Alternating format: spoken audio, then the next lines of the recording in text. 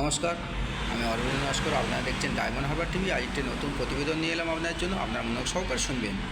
ট্রাম্পের রাষ্ট্রদূত ইসকনের দীক্ষিত এক হিন্দু, তিনি এবার বাংলাদেশে যাচ্ছেন। ট্রাম্প ও মোদি একে অপরের বন্ধু, আজ তাক বাংলা নিউজ সূত্রে দেখলাম বা জানতে পারলাম। ট্রাম্পের রাষ্ট্রদূত একজন হিন্দু এবং তিনি ইসকনের দীক্ষিত একজন ব্যক্তি। বাংলাদেশে কি হচ্ছে সেটা জানতে তিনি বাংলাদেশে যাচ্ছেন। বাংলাদেশে হিন্দুদের উপর অত্যাচার হচ্ছে, সেটা কতটা সত্যি বা কতটা মিথ্যা সেটা যাচাই করতে তিনি যাচ্ছেন। আমরা তো সব সময় নিউজ সূত্রে দেখলাম। তাই ট্রাম্পের যে রাষ্ট্রদূত, তিনি একজন ইসকনের দীক্ষিত ব্যক্তি এবং তিনি একজন হিন্দু ধর্মের মানুষ। এটা আমরা শুনে খুশি হলাম। জয় সনাতন ধর্মের জয় হোক। যদি বাংলাদেশে সবাইকে নিয়ে চলে, সেখানে গণতন্ত্র প্রতিষ্ঠিত হয়, তাহলে আমরা খুব খুশি হব এবং সবাইকে নিয়ে চলা উচিত। বর্তমানে ধর্ম যে যার, সবাই মানবতার বিচার করলে সবাই আমরা সমান। উপরওয়ালা একজন ব্যক্তি। আমরা বিভিন্ন ধর্মে বিভিন্ন নামে তাকে ডাকি, তার জন্য ধর্ম নিয়ে বিবাদ করা উচিত না। এক ধর্মের মানুষ আর এক ধর্মের মানুষকে ওপর অত্যাচার করা উচিত নয়। এখন বিশ্ব অনেক এগিয়ে গেছে। আরব, ইরান কত উন্নত, সেখানেও সব ধর্মের মানুষরা বাস করে, সেখানেও মন্দির আছে, সেখানেও মসজিদ আছে। সবাই যে যার ধর্ম পালন করবে, এটাই তো ধর্ম, এটাই তো নিয়ম। ধর্ম নিয়ে বর্তমানে যে মাতামাতি করলে খাওয়া জুটবে না। তাই ধর্ম যে যার কাছে থাকবে, অন্য ধর্মকে সম্মান করবে এবং দেশকে এগিয়ে নিয়ে যেতে হবে, নিজেকে এগিয়ে নিয়ে যেতে হবে। নিজেকে উন্নতি করতে পারলে দেশের উন্নতি হবে এবং নিজের অর্থনৈতিক উন্নতি ঘটাতে হবে, তবেই সমাজে প্রতিষ্ঠিত হওয়া যাবে।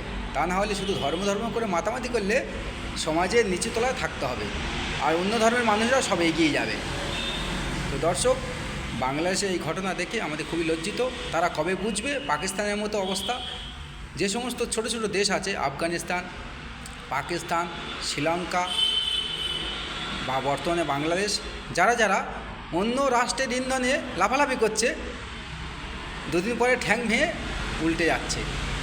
তখন অর্থনীতি দেনা হয়ে যাচ্ছে, জনসাধারণের অবস্থা খুবই খারাপ হয়ে যাচ্ছে, জনসাধারণ খেতে পাচ্ছে না। আমাদের ভারত অবশ্য শ্রীলঙ্কাকে, বহু ছোট ছোট দেশকে সাহায্য করে, বাংলাদেশকেও এখনও সাহায্য করছে।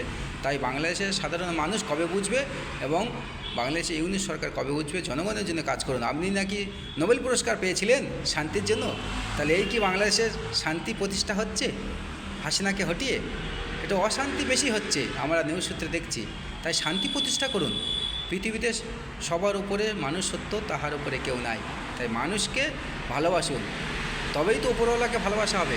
উপরওয়ালার সৃষ্টি সবচেয়ে শ্রেষ্ঠ জীব হচ্ছে মানুষ। তাই মানুষকে যদি ঘৃণা করেন, মানুষকে ওপর যদি অত্যাচার করেন, উপরওয়ালা আপনাদের ক্ষমা করেননি আর করবেও না। সব ধর্মশাস্ত্রে লেখা আছে যে পাপ থেকে দূরে থাকুন, শান্তি বজায় রাখুন, শান্তি প্রতিষ্ঠা করুন। কোনো ধর্মে কোনো কিছু খারাপ লেখা নেই, কিন্তু আমরা মানুষ উল্টো পথে চলি, উল্টো ব্যবহার করি, উল্টো নিয়মে চলি। কিন্তু উপরওয়ালা একজন, তিনি কেউ বলছেন তার আকার আছে, কেউ বলছেন আকার নেই, কিন্তু তিনি পৃথিবীতে বলেছেন সব মানুষকে যে অধর্ম থেকে দূরে থাকো, পাপ থেকে দূরে থাকো এবং পৃথিবীতে শান্তি বিরাজ করো। কিন্তু আমরা অশান্তি সৃষ্টি করছি, আমরা পাপ কাজ বেশি করছি। আমরা কি করছি না করছি সে সব দেখছে, বিচার একদিন হবেই। তো এখন আসছি। জয় হিন্দ, বন্দে মাতরম। ভারত মাতাকে জয় হোক। সবাই কর্ম অনুযায়ী ফল পাবেন। আবার আগামী ভিডিও দেখা হবে। জয় হিন্দ, বন্দে মাতরম। ভারত মাতাকে জয়।